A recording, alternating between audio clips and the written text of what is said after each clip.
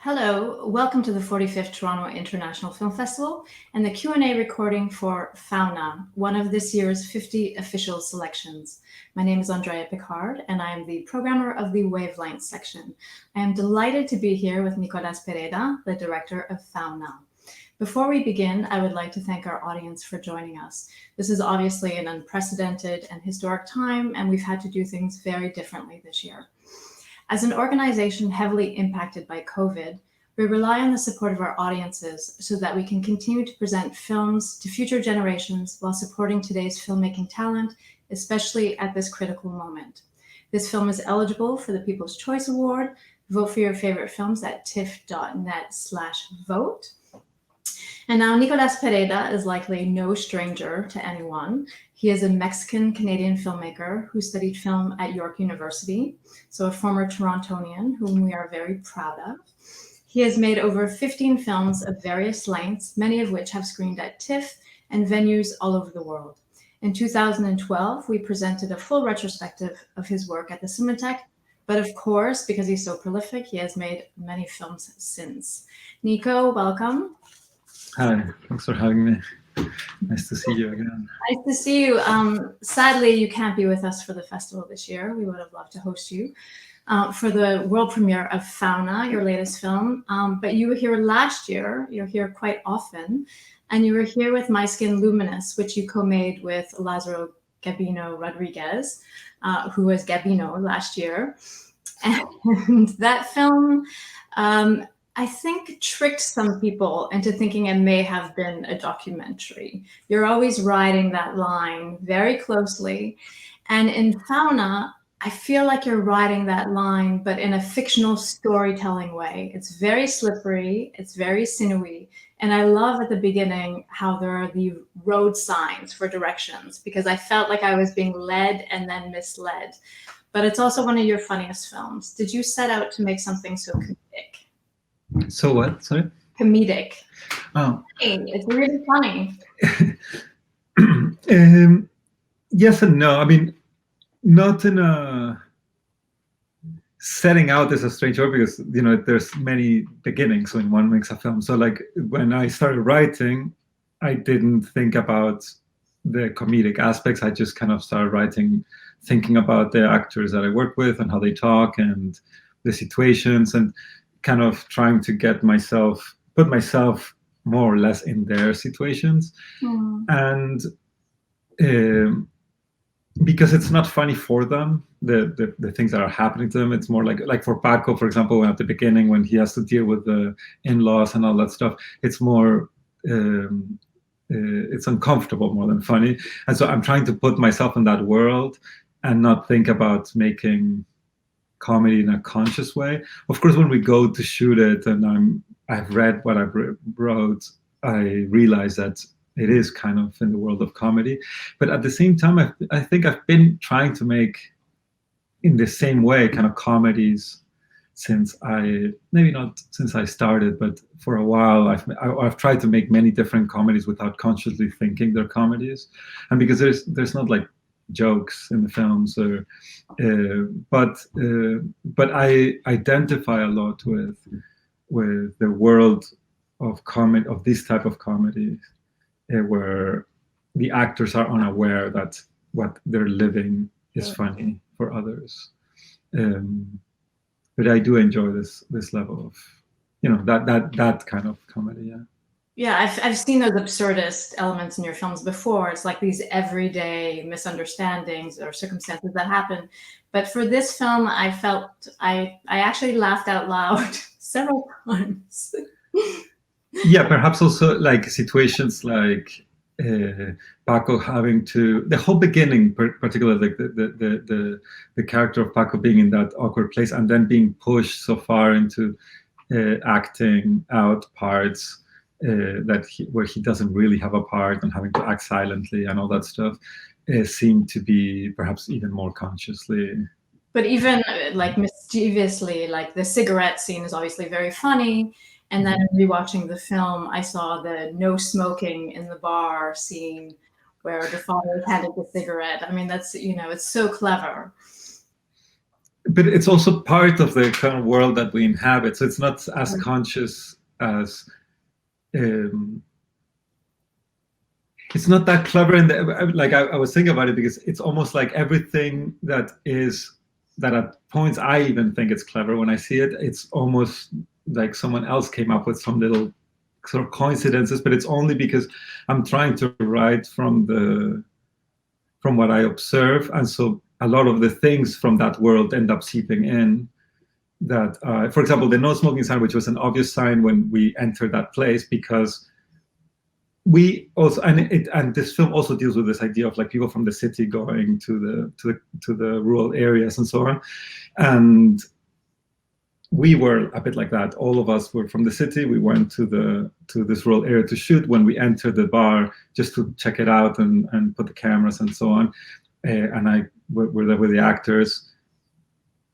People are wondering, because also in film sets, people smoke a lot. So people are wondering if they could smoke or not, because there's a sign that says not smoking, but there's people smoking inside. And so all of those things that were happening naturally in that situation are in the film almost unconsciously in a way, because of these sort of foreigners entering a new place and everything that happens with it. But I'd like to talk about the town as well. Where exactly did you shoot? So this town is kind of in the center of Mexico, in an area, in a state called Durango, and it's an actual mining town. It's like kind of funny because the film was centered around the idea of being in a mining town, and when we went to shoot it, I thought we will. I mean, one of the important reasons of going all the way there was also to see the mines. But one thing that happens to me often is that I don't shoot much exteriors in general. It just doesn't, I don't know exactly why. It's a kind of like subconscious thing. It's not like something that I set out to do. And at the end, you cannot see the mine in the film, yet we are shooting in a mining town. It would have been not that difficult to show it.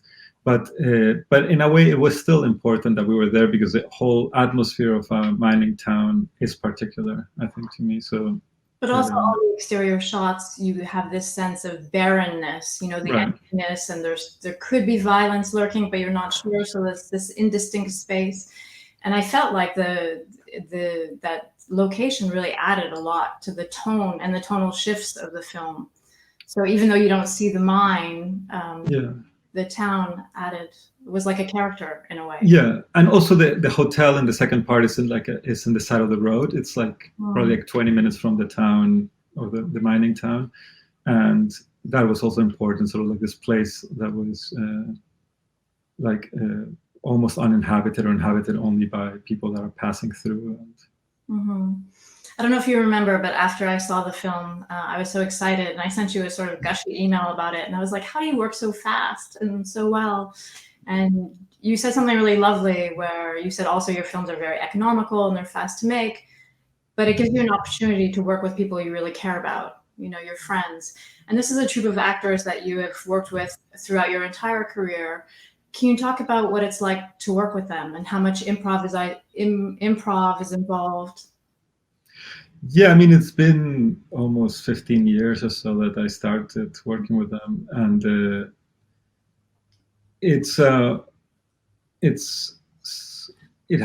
like many layers and many different things and many feelings around it, because it's a work that has things over so many different films, and it's hard to know where to start. In a way, I write the films thinking with them in mind already, which also makes the whole process of writing much more concrete. I don't have to think much about character, because I know who's going to play it. I know more or less who they are. I know more or less what interests me about them as actors as well. And so I write things, and then whatever I write adapts itself to the person, as opposed to the person adapting him or herself to the character that I write. And so that way, I'm always kind of making a portrait of my friends, as opposed to just the characters that I create. And because I know them well, particularly, I guess, with Lázaro, that now I write hearing his voice. So what could seem like improvisation. Many times it's not, but only because I write like he talks. So he could be improvising, perhaps. But at the same time, because we've worked for so many years, I hardly direct them. So they read, they figure out what they think it's about and how they should do it, and then we just start shooting. And then I direct them only when I realize, because when they do something that I don't like, it's very obvious, and we stop and we rearrange, but it hardly happens. It's not that I don't direct them because I want to respect them. It's not that. I don't care if I just stop them in the middle of the shot. I don't direct them because they've learned to. They know what I'm thinking about. Also, it's not just what I'm thinking about, but we have a very good understanding of what we're doing as a project that is more than just one film. It's almost like we have a general understanding of an entire project over many different films, and we don't talk things through anymore that much. We just we communicate more by executing things and by explaining them to each other. And also because of that, perhaps what the films are about and the meaning of the films, it takes me time to figure it out. It takes me some time after I make the films to in situations like this, to try to really think about them and analyze them, or in interviews or whatever, to figure out what the films are really about, because I write them more or less intuitively with like a few ideas, and then when I show them to the actors, we don't discuss them that much. We just kind of do it. And so the films in that sense also remain kind of mysterious for a while to the people that are making them as well. And also to the people who are writing about them. They're very tricky. Yeah. On the one hand, they seem very simple, but then the more that you engage with them, the more complex they are. And I feel, as you said, and I was going to ask you this, if you felt like all the films were interlocking in some ways, they're variations or permutations. And I felt like there was a real semblance to Minotaur in a sense. Books carry a lot of significance in your films, and in that one it's very ghost-like, right, and sort of an afternoon and dreamy. And this one is sort of like the flip side of that, where it shifts into a bifurcated performance, and this one is very much about role-playing and performance and dramaturgy. So yeah, I thought that connection there. Yeah, at some point books became important in the films, but it's strange because this is the most conventional way of thinking about books, in the sense that a book is the engine for a narrative, whereas in the last two films, books one was kind of an excuse to move somewhere else, in My Skin Luminous, which we presented last year, and in Minotaur it was more perhaps symbolic, or perhaps a way, because we observe people reading as opposed to really getting into the narrative. But at the same time, I try to resist a lot the narrative urge. I like stories and I like narrative, but at the same time, I like resisting them, because there's other things in cinema that I enjoy to do. So I like that in this film, it seems like the book is gonna finally give way to a kind of more fast-paced story or something like that, or an actual story. But then very quickly there's this problem with the towel, and then there's these things that it just doesn't allow something happens that doesn't allow this promised thriller to kind of to happen. Yeah, there's this drift and thwarting, and we're already running out of time. I wish we had longer. I know it went by so quickly, but I would just like to talk about what I saw as an implicit comment on violence, which could be wrong, but there's something lurking there. And I just feel like, it's such a complex theme in Mexico, but this film is so breezy and light, and yet it sort of tackles some undercurrents. It was perhaps, I've been thinking more and more about this film, and it was perhaps the engine of this whole thing was this book about violence in Mexico called The Cartels Don't Exist, by this writer called Osvaldo Zavala, in which he basically makes a direct connection between the exploitations of natural resources in Mexico with surges of violence. And so that's why the mining town was particularly important as well. And he's a literary critic and cultural critic that also speaks a lot about the representation of art and entertainment, like fine arts, but also entertainment in relation to the narco world in films and art pieces. And I was interested in the fact that both Lázaro and Paco had participated in films and TV shows of narcos. I mean, the character of Paco is based on his own participation and it's not, I mean, it's fictional the way it's presented, but it's actually based on his actual life, that he plays a character in Narcos. And Lázaro had been in a film called El Infierno, which was actually shot in the same town where we shot this film. So there was like a lot of like overlapping things.